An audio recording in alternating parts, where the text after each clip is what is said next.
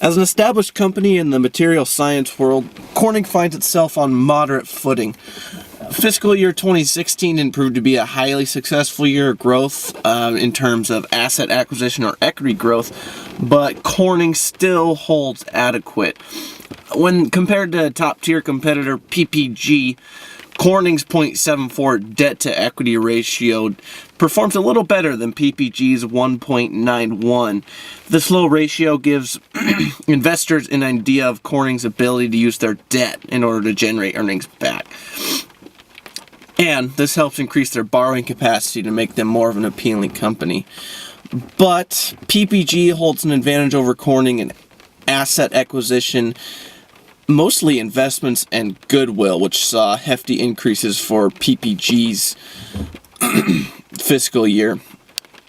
Corning's cash flows show a loss for fiscal year 2016, even though they issued long-term debt of near $1.5 billion, but it could be used as a safety net, repurchasing common stock so that they can redistribute later on if need be.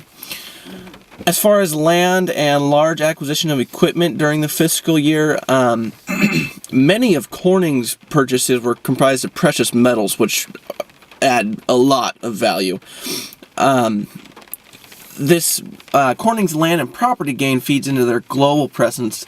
They've got buildings in over 24 different countries. You can see that on the little icon on the bottom right there, all their locations around.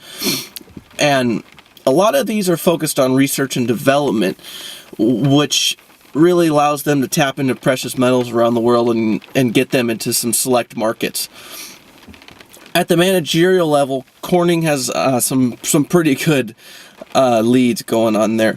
Wendell Weeks, you can see on the left on that image, Vice Chairman Lawrence Murray and Executive VP James Clappin, they all have at least 30 years with the company and have worked their way up the chain, essentially. Weeks and McRae hold master's degree from Harvard University, and when you compare this to their other competitors, Corning is right up there with them. There's nobody that really stands out, but Corning's got good, consistent, experienced management.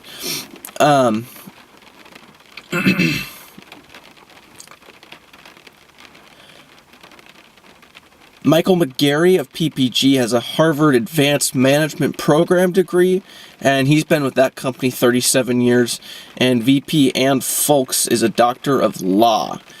3M, their CEO, he holds a master's degree from USC.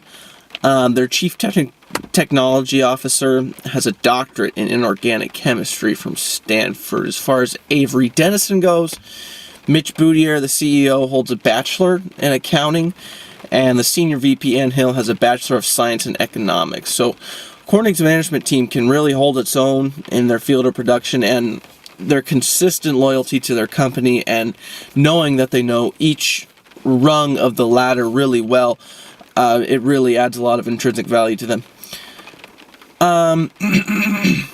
Corning has gotten a lot of trust in their customers. Their customers really value them.